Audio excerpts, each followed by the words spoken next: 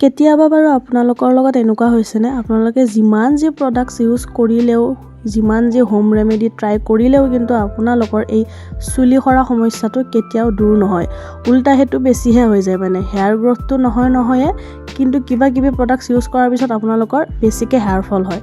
তো গতিকে তাৰ আজি মই এটা একদম পুৰা মজা সলিউশন লৈ আহিছোঁ, যিটো মানে মই ইমান দিন কিবা কিবি ট্ৰাই কৰাৰ পাছতো বহুত মেডিচিনো ল'লোঁ, তাৰ পাছতো কিন্তু মোৰ ডালে ৰিজাল্ট নাহিল।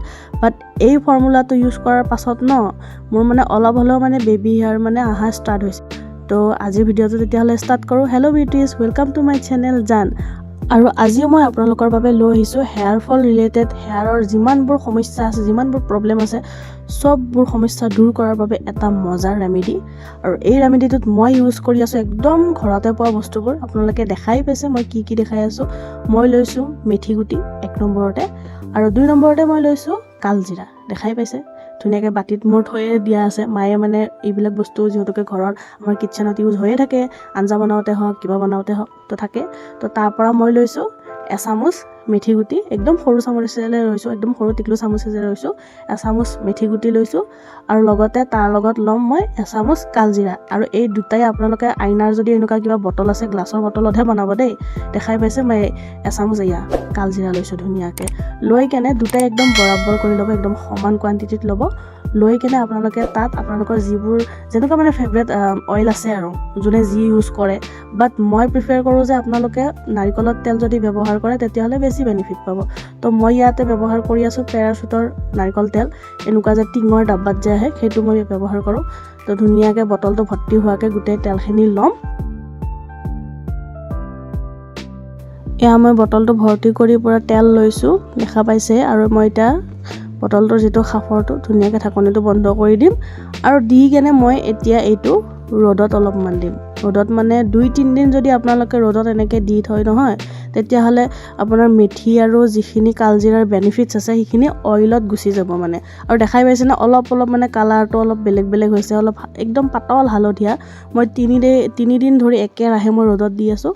তাৰপিছত মই আজি এতিয়া মোৰ অইলিং কৰা ডে হয়, তো আজি মই অইলিং কৰিম। আৰু দেখা পাইছেনে অলপমান হ'লেও মানে কালাৰটো ডিফাৰেঞ্চ পাইছেনে? আগতে পূৰা বগা আছিল কিন্তু এতিয়া অকণমান হালধীয়া তেনেকুৱা যেন হৈছে।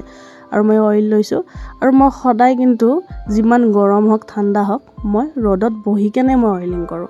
মানে মই যদি ৰ'দত বহি কেনে অইলিং নকৰোঁ বা এনেকুৱা ঠাণ্ডা জেগাত বহি কেনে যদি অইলিং কৰোঁ, তেতিয়াহ'লে মোৰ মানে চৰ্দিটো খুব মানে সোনকালে লাগে, চৰ্দি লাগে। আৰু চৰ্দি লাগিলে মানে মাথা চাথা ধুলে অলপ বেছি প্ৰব্লেমো হয়। তো সেইকাৰণে মই ৰ'দত বহি কেনে অইলিং কৰোঁ। আৰু আমাৰ আইতাহঁতেও কৈছিল এনেকৈ বোলে ৰ'দত বহি কেনে বোলে তেল দি কেনে যদি চুলি এনেকৈ মাছাজ কৰে তেতিয়া বোলে ভাল। তো মই সেইটো মেথডে ট্ৰাই কৰি আছোঁ। বেনিফিট বাৰু মই পাইছোঁ। ইমান সোনকালে হয়তো আপোনালোকৰ একেবাৰে 1-2 দিনতে চুলি বাৰু কাঢ়ো নগজে, সেইটো ময়ো জানো। কিন্তু অলপ হ'লেও মানে ডিফাৰেঞ্চ পায়। যেনেকুৱা আপোনালোকৰ চুলি সৰা মানে আগতে যদি আপোনাৰ দিনটোত যদি 200-300ডাল যদি সৰিছিলে মানে এটা মেজাৰমেণ্ট কৰি, তেতিয়াহ'লে এতিয়া মানে আপোনালোকৰ খুব কমে চুলি সৰিব। আৰু লগতে মানে কি আপোনালোকৰ যিবিলাক ডেণ্ড্ৰফ প্ৰব্লেম হওক বা আপোনালোকৰ খুজতি হওক চব মৰি যাব। আৰু দেখা পাইছে মই কি ধুনীয়াকৈ মাছাজ কৰিছোঁ। আপোনালোকে মই যেনেকৈ কৰিছোঁ তেনেকৈও কৰিব পাৰে, বা আপোনালোকৰ যদি নিজৰ মেথড আছে কিবা তেনেকুৱাকৈও কৰিব পাৰে। আৰু মই ইমান বেছি মানে যি টি মেথড ইউজো নকৰোঁ, মই যেনেকৈ সৰুৰ পৰা কৰি আহিছোঁ অইলিং তেনেকৈয়ে কৰিছোঁ। আৰু এতিয়া মই প্ৰায় গোটেই দিনটো থৈ দিম। ৰাতিপুৱা 10টা বজাত মই অইলিং কৰিছিলোঁ, আৰু এইফালে দেখি দুপৰীয়া মই 2-3টা বজাত মই চুলিখিনি ৱাছ কৰি দিম। এয়া ফাইনেলি হেয়াৰ ৱাছ কৰা টাইম আহি গ'ল। আৰু এতিয়া মই ধুনীয়াকৈ 5-6 মিনিটমান ঠাণ্ডা পানীৰে চুলিখিনি একদম নৰ্মেল ৱাটাৰেদি মানে ধুই ল'ম। তাৰমানে একো চেম্পু বৰ্তমান ব্যৱহাৰ নকৰোঁ। আৰু 5 মিনিট হৈ যোৱাৰ পিছত এয়া চেম্পু লৈছোঁ। মই লৈছোঁ আজি জয় ফ্ৰুইটছৰ চেম্পু। আপোনালোকে যিকোনো মাইল্ড চেম্পু ইউজ কৰিব পাৰে। আৰু মই সদায় চেম্পুবোৰ পানীত মানে এনেকৈ মিহলি কৰি কেনে ধুওঁ। মানে মই ভিডিঅ' এটাত দেখা পাইছিলোঁ এনেকৈ বোলে পানীত মিহলি কৰি যদি চেম্পু কৰা যায় তেতিয়াহ'লে বোলে চুলি মানে বেছি নসৰে। তো মই সেই ভিডিঅ'টো চোৱাৰ পৰা এনেকৈয়ে মই ব্যৱহাৰ কৰি আহিছোঁ। আৰু আপোনালোকেও চেম্পুটো এনেকৈয়ে ব্যৱহাৰ কৰিব। আৰু ধুনীয়াকৈ অলপ মাছাজ কৰি দিছোঁ, কাৰণ স্কেল্পতো বহুতখিনি অইল লাগি থাকে তো ধুনীয়াকৈ চেম্পুটো কৰি ল'ম। মজাকৈ 1-2 বাৰমান মই চেম্পুটো কৰি ল'ম। লোৱাৰ পিছত ভালকৈ ঠাণ্ডা পানীৰে ধুই দিম। আৰু এতিয়া ভালকৈ কটন টাৱেল এখন লৈ ধুনীয়াকৈ চুলিখিনি আপোনালোকে ড্ৰাই কৰি ল'ব। মই গামোচাৰে মুচিছোঁ, কিছুমানে হয়তো আপোনালোকৰ চিল্কৰ টাৱেল আছে বা এনেকুৱা অলপ সৰু সৰু যে ফেব্ৰিকৰ যে এনেকুৱা আমাৰ যিবিলাক টি চাৰ্ট বনায় তেনেকুৱা টাৱেলো পায়, সেইবোৰেদি আপোনালোকে হেয়াৰখিনি ধুনীয়াকৈ শুকুৱাই লৈ কিনে 80% হেয়াৰ শুকাই যোৱাৰ পাছত ড্ৰাই হোৱাৰ পিছত আপোনালোকে হেয়াৰ চিৰাম ব্যৱহাৰ কৰিব। বহুতে মানে ভাবে হেয়াৰ চিৰাম ব্যৱহাৰ নকৰিলেও হয়, কিন্তু একচুৱেলি হেয়াৰ চিৰাম ব্যৱহাৰ কৰিব লাগে। তেতিয়া মানে আপোনালোকৰ চুলিৰ যিমানবোৰ সমস্যা আছে সেইবোৰ সকলোবোৰে দূৰ হৈ যায়। চুলিবোৰ কিছুমানৰ ফাটি যায় বা কিছুমানৰ আধাতে ছিঙি যায়, সেইবোৰ প্ৰব্লেমো দূৰ হয়।